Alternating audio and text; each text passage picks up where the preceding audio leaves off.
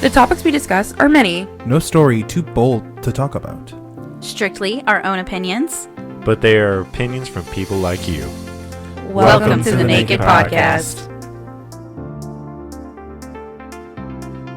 Crap. Guys, do you remember my one-liner?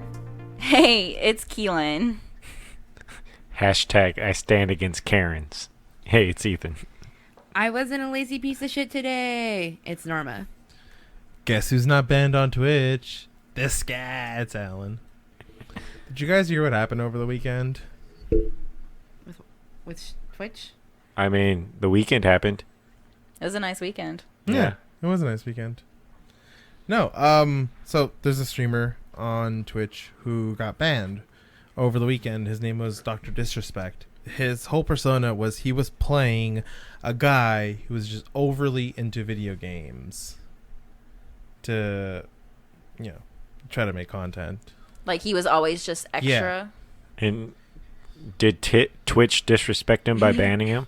I mean, they never told him why he got banned. Disrespect did. Yeah. God damn it. I wish I thought of that. I still haven't heard why he got He banned. doesn't know either. No one does. There's a whole bunch of rumors about him being unfaithful to his wife, about being banned for harassment, but none of it's real. We don't know why he was banned. Well, I would hardly. I say, shouldn't he get like a email or something from Twitch saying why? Twitch has not sent him that email because if it weren't a permanent ban, he wouldn't have lost all of his sponsorships. Today they were talking about how like Game Fuel is associating with him again now today. Oh shit. And a few of his other sponsors have picked him back up. Oh shit. He just can't stream on Twitch. Ooh, I thought he was banned from everything. And so far it's just Twitch from what I understand, but one gets you, they all come after you. True. Honestly, if he hasn't thought about creating his own website where he can stream, at this point he might actually do that, and he'll make a lot more money by doing it himself, because I mean he gets to control exactly how much people have to pay in order to access this website and then access additional things. So I think the only way for him to the only way for him to come back from this is to bring his own website, but I mean that can be here or there. So a quick tech question Sure. for you. How likely do you think it is that, like we've talked about it before, if we want to stream, we kind of need a little server set up? How likely moving forward do you think that people are going to build their own service at home, host their own website, and that's what they'll stream through? I believe that if someone becomes big enough, they can move their fandom to a private website, but they will continue to stream on Twitch. Because, I mean, Twitch is just A big name. Mm-hmm. Well, yeah. I It's mean, where you'd you have to get be new- PewDiePie but like Ninja's like, I don't want to sign with anybody else, or I don't want to go to any other streaming service. If you want to come to ninja.g, ninja.game I think he'll definitely do or something, and you can come to his server. Yeah, and that would watch be him cool. play. And then maybe potentially they can even That'd be capitalize cool. off of it and say, you know what? I like your content. I would like to host you on my server. Look at it this way. I mean, I always talk about Rooster Teeth. I am like a fan of theirs. They're a production company up in Austin. They have their own website where they've been streaming since they went home, and they also release episodes, their own series. They have a ton of shit that happens on their website that's not anywhere else, and they were able to cohesively build this website together where their fandom can sit, and their fandom can sit in different places like YouTube, Twitch, where most of them stream individually. Like they have the full setup. They stream on their own website. I hope eventually, if you become a big enough entity, you'll be able to stream to your own website. Does that make sense? Yeah. I think it would be an investment piece for a lot of people, because we had talked about it in earlier episodes about how YouTube is dying, right? Like we as a podcast are even pursuing other avenues, like what is it called? BitChute? Yeah. Well, the people are starting with YouTube's constant change of terms of service, and then you have to abide by the terms of service. A lot of people are starting to look for other if you avenues. can host it on your private server, then it's not going to have any of this, like, you get to say what happens. You know, you get to say what your rules are, who can watch you live. I mean, you're telling me for the 20 mil that Dr. Disrespect was signed for, he didn't take some of that, set up a small server, and start running? I mean, he definitely can. I know that a lot of streamers really depend on their revenue from Twitch as well as their merch revenue. So, I mean... And then just eliminate the middleman. Like, you deal with your advertisers directly. Mm-hmm. Yeah, you run advertisements on your own site, and then you also have your, if you're having a sub through Twitch, don't they take a cut of that? Yeah. Well, now you set up a sub service on your own website like everybody else has already. Yeah, and like an email. $5, you get full access. It's like a Patreon, your website, and your social platform all in one. Mm-hmm. I think that would be the future. Video gamers are the new boy band. Oh, absolutely.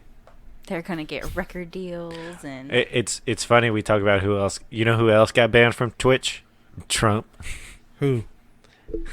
He got they suspended him from Twitch because of his Tulsa rally. He was streaming his rallies on Twitch, evidently. I didn't know either. I and didn't even know then they were that. just like, they banned him from Twitch, and it was just like, wow, that's crazy. It's only a temporary ban, but it's a starting step to getting rid of people like that. everybody's trying to get Trump off their platform. I mean, so is Reddit. Reddit banned all of the Trump supporting subreddits earlier today.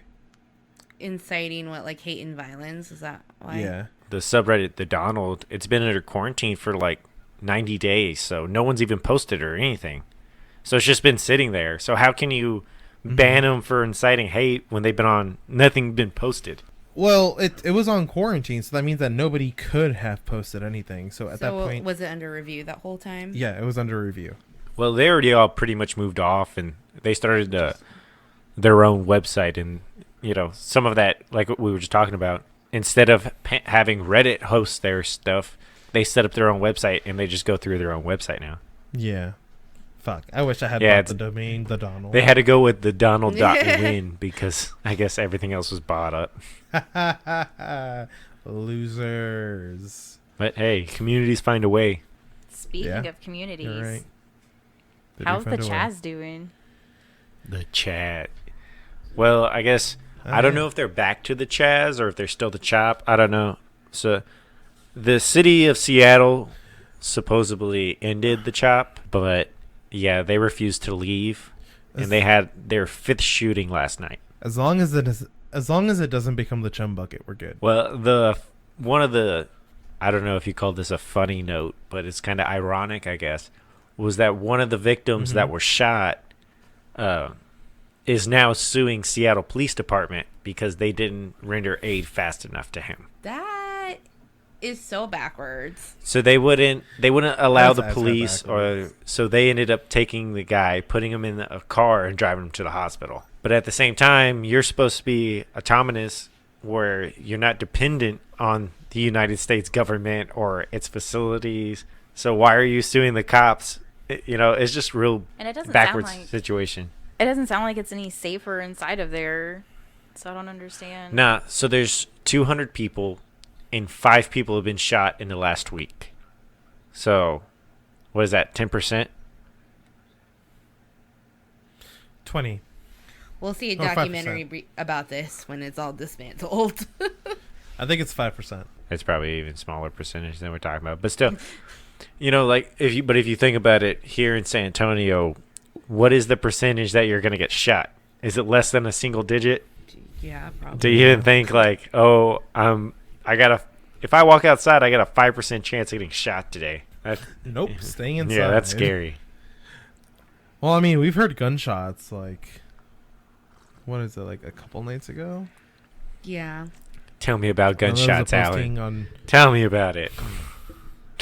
the loud, the scary, I don't know, man. No, I'm always worried that, like, I'll catch a stray bullet. Like, like it in our neighborhood's not a bad neighborhood. It's just, it's just, one of the things that could happen. Yeah. If you were in the wrong place at the wrong time, like, that's scary.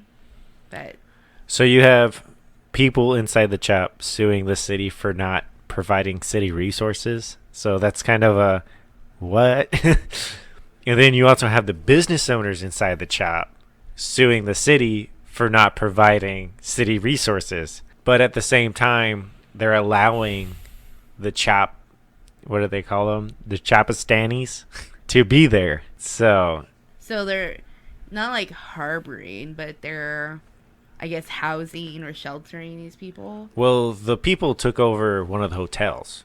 So when this all happens, they took over the precinct and a hotel, a Sheraton.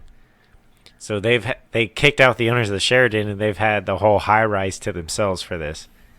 And then you had people on the streets, you had people in the park. It's like, it's not residents there. It's kind of just like a big, more or less homeless group is there. You know what it reminds me of when you talk about that? Like, okay, like, message aside, if I agree with it or not, it reminds me of that Rick and Morty episode where they go and they encounter these people who are like really backward savages.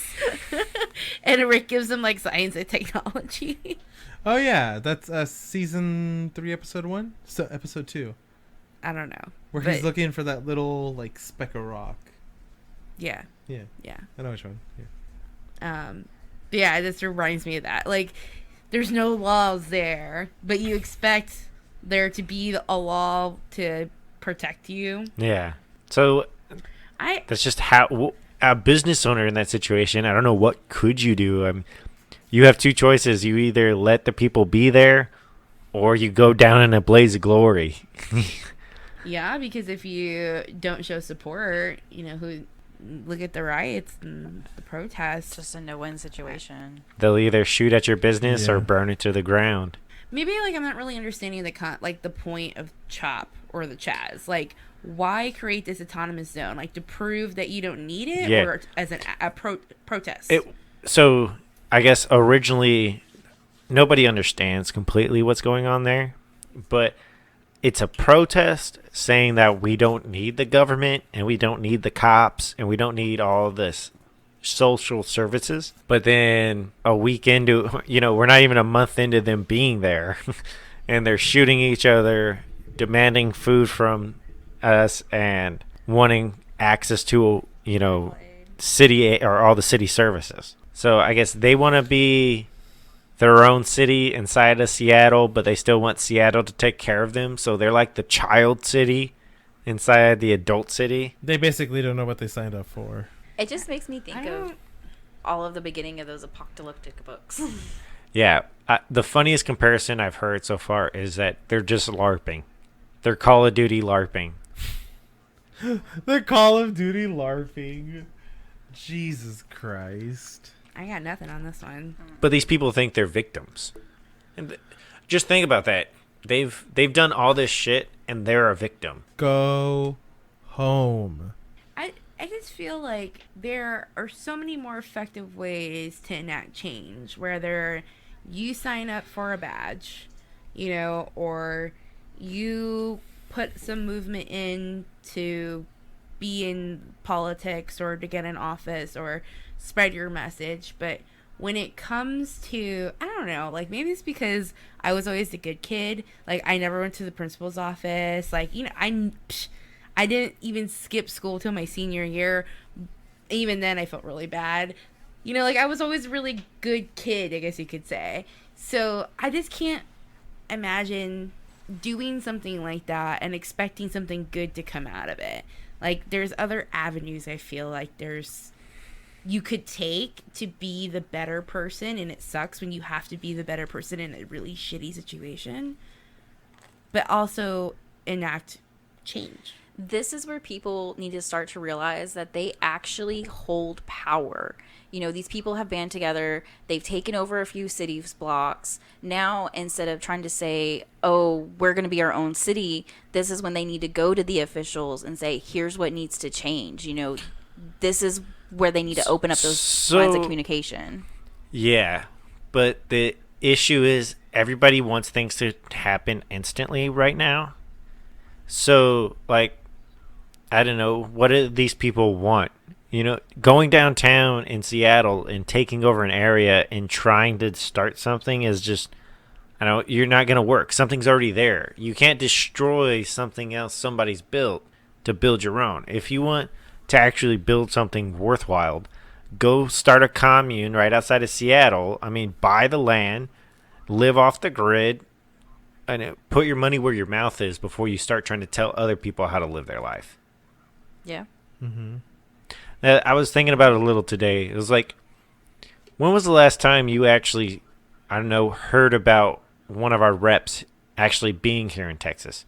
Like, think about it. Like, Beto ran. When was the last time Beto was even around San Antonio? Or when was the last time you even heard about Ted Cruz being around in San Antonio? Hell, when those people were, you know, walking towards the Alamo, you know, the rioters here in San Antonio, where was our mayor? Probably in meetings. But none of Being updated about the situation. yeah, but none of them took it as even a threat, or, you know, like, none of them took it serious, I think. And that's why moving forward with all the new lockdown ordinances and dealing with all the civil unrest, I don't think our city leaders are going to do anything while they are sitting behind a desk. Okay, I agree with you. but if they had responded with, you know, say a SWAT team or something, then you would have been even more pissed. What stopped him from at least going and standing right next to the Alamo sheriffs and saying, "What do y'all want? What do y'all want to talk about?" Yeah, I mean, there were some, like, police sheriffs and chiefs in other cities like Atlanta getting into the crowds for, like, the Black Lives Matter movement and saying, like, let's talk. I want to hear your story. Mm-hmm. And I feel like that was very effective. So, yeah, I completely agree with you. I mean, as a leader, you have to be able to get in the trenches and lead your people through it, not being behind and directing the flow. You know who I saw in pictures of protesters that I did not expect? Mitt Romney. Like, there's one guy I can tell you who was actually with his people. I was very surprised that Mitt Romney was there. As a person who voted... So was Justin Trudeau. As a person who voted for Mitt Romney, I can tell you right now, he's a bag of hot air. He will do anything for PR. Like, he doesn't do things to... improve things. He does things to make himself look better. Like an image. He's all about the image. To maintain. Makes sense. That's true. I don't know too much about him, but yeah. But I haven't seen anything. I know that our mayor has been great though about communication about COVID. I mean, the resources that's provided every single night on the Facebook, our San Antonio Facebook page and other social media. I feel like they're very transparent with what's going on. And I mean, maybe that's why he wasn't there, because he was busy trying to deal with the other fires that everyone else is setting. And I mean, I get it. Like, I'm a Texan before anything else. And he did. And, you know, the Alamo is sacred to us. And he did send out another Facebook message saying, hey, I stand with the protesters. You know, he backed them up, even if he wasn't there with them. Nah, it doesn't matter. Any of these politicians right now, their words mean nothing if they sit behind that desk and say words. If he actually has any care for the community or what the community is going through, he will stand eye to eye with the community and work on moving things to a better place. Because nothing's going to get better until we have real leadership. I agree. Mm-hmm. I think there's definitely room for improvement. I guess what my point is just saying, you know, compared to previous mayors, like, fuck you, Ivy Taylor, we're glad you're gone.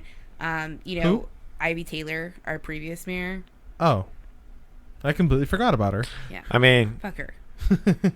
But, you know, compared to her... Her and Julian Castro are battling for worst mayor.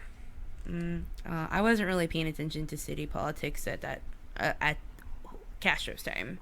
Oh, it was just a stepping stone for him. Of course it was. He didn't really care. Congress was in sight. Presidential was in his sight. Mm-hmm. I think we should hashtag vote for Josh Abbott for upcoming governor elections? For real, like, I hope Texas goes through what the nation did. I think Trump was a fuck you from a lot of people. You know, like, we're tired of the two-faced politicians. Let's at least put somebody that's not a politician and he was just the right guy at the right time. Look how that turned out. Hey, some say for better, some say for worse. I definitely say for worse, but moving on from that. I don't. No, honestly, what do you think's worse now than was before because of the president's actions or inactions, rather? He had a perfect chance to unite us as a country, a perfect chance to send a message of peace and compromise, and he chose a side of hostility. He chose law and order. Law and order. Yes, we agree with you, but at the same time, whenever you are so polarizing, like the divide that we have in this country comes a lot from the leadership that we have and the lack of leadership. So I not to put it on previous, but I did, as a person who profited off of it, I saw a big shift come in when Obama's second term hit. And I really think it destabilized. Our government was destabilized. Like, I think it was a changing of the guard, right, in our politics. Because you really think about it, who are the leftover old school politicians? You can only really think of about 5 or 6 of them. All the rest are kind of younger, up and coming. And I think we're going through a political revolution. I don't think the Democrats should run an older person against Trump. If they want to win, they'll run somebody that's under 50. I would agree with that. And I do agree with you that we are in a shift, because like we are seeing a lot of things that are going to impact the rest of our lives. So like Supreme Court justices being picked. You know, you have certain people being put in certain positions that hold these positions for a very long time. And not only that, but the modern conservative doesn't look like an old school conservative anymore. No, not at all. A modern Democrat doesn't look like an old school Democrat either.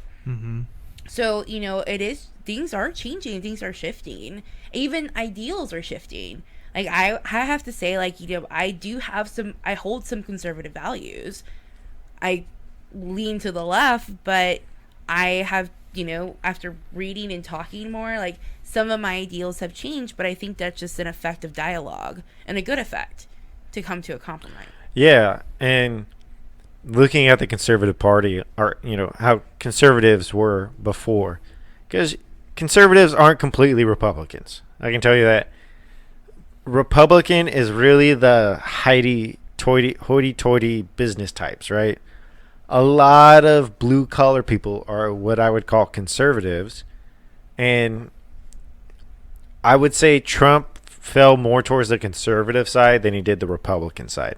Yeah, definitely. Even though he's a polarizing figure, he did shift the Republican Party to a whole new kind of belief system where gay marriage is okay now. You know, we're gonna take you for who you are. And I guess Trump was just a bigger shift towards the more blue collar, like everyday American, I think, in a way, because the everyday American is kind of a shitty asshole.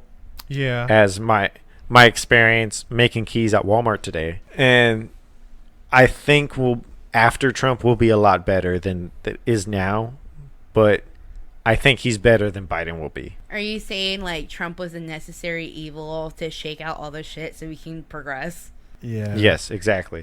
That does make a lot of sense. If you want to everything Trump's done, but I mean, it's a good point. So all the bad press and all the attacks that he does receive, you know, he scrutinized more than any other president we had before. If you really think about it, you hear his name once a day almost. Oh, yeah. Too often. Yeah. So nothing he's going to do is going to be good, but when you look at it, do you really want Biden in that situation? I don't know. I don't know. I haven't made any and I get emails from Joe Biden's campaign because I think that they think I'm an undecided voter because I haven't donated anything this year. And I don't know.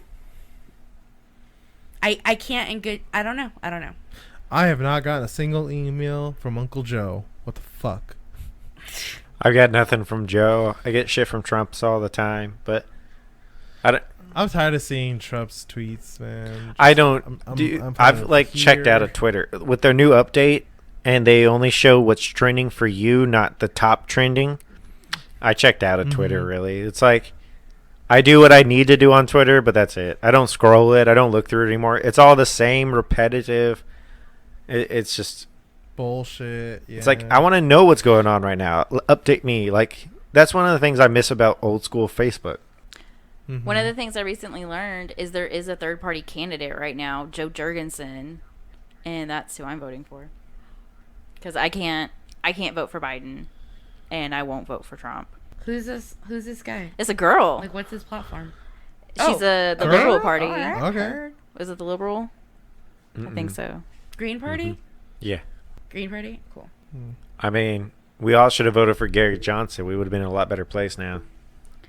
Libertarian. So I might have to edit or cut this a little part, but I heard. So do y'all know who Eric Weinstein is? The younger Harvey Weinstein? No, he doesn't like being compared to Harvey at all. Like different person altogether. He's not even same. Yeah, family. no, he's okay. a psychologist. He's a doctorate. He's like the left's version of Jordan Peterson. So, okay. If you know who Jordan Peterson is. No. Okay. Well, he was talking the other day, and he said that America can't move forward unless we kind of heal the past. And we have to find a way for, I guess, to implement reparations that's not monetary. That's not money. Right? Okay. Yeah, I think that looks like in terms of, teaching other sides of history, celebrating different cultures. Like, I think that they like, for example, history, in America history, they had taken away the Trail of Tears part, and they basically just said, like, the Indians moved further west. Like, they didn't really go into, like, America's part with that. Like, it's important to know. Yeah. Like, it's important to know. It's important to learn. So I think, like, if we talk about these things, just like in Germany, they have the way they handle the Holocaust and what happened, in their country's time is pretty great. I mean, they acknowledge it. They teach it. They say this is what we don't do, and then they move forward. I mean, overall as a country, like, that's their curriculum. Mm-hmm. I think that we need something like that as a form of reparation. Yeah. I don't know. It's a conversation to definitely have. How do you raise one community without, I don't know, the question is, how do you raise one aspect of the community without hurting the rest of the community? What can you do that's going to raise this part up but also help raise the rest of the community with it? You have to talk about both sides. It can't be favoring one, can't be favoring the other. It has to be completely equal. That's the only way without damaging either side of the community. But the bigger problem at hand is that the United States government gets to have a say in what kids are supposed to learn, but not how they learn them. And the biggest problem with the United States as a country is we have thousands, maybe millions of these independent school districts that the United States can't completely say, hey, these are our standards, follow them. Other than the state saying, all right, we'll follow your standards, but we're not going to teach this, we're not going to teach that, we're going to do it our own way. Like with McGraw-Hill, they completely removed within their science books the whole evolution portion of science, and they've kind of left that up in the air for independent school districts to decide. Because there's a school district somewhere in Dallas that follows the whole creationist ideology, but they say, or, science says that, we evolved from apes. So there's that. Well, I think if both sides are being taught, what's wrong with that? Well, that wraps up another great episode. Thanks for joining us. Find our memes and other great content on Twitter and Instagram at OG_the Naked Pod.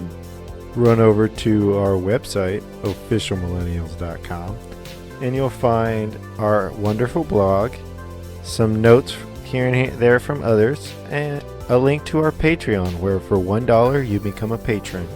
What do we get out of the $1 patron? All of Alan's love and respect. I'm okay with that. And a handwritten note. No handwritten note. My handwriting's shitty. While you're on the internet, definitely hop over to our Twitch and Mixer channels. On Twitch, we're Official Millennials. On Mixer, we're Official Mills. We will be trying to do some streaming this summer, so definitely check that out. Maybe we'll have a live show, and I will be doing streaming Mondays and Thursdays over at Mixer and Twitch. My handle is PeachZ90. Don't forget to subscribe to our YouTube channel, where you can find all of our episodes with a little extra fun mixed in. Thanks for listening, guys. Thanks, everyone. Bye. Bye. Bye, we love you. This is an Official Millennials production.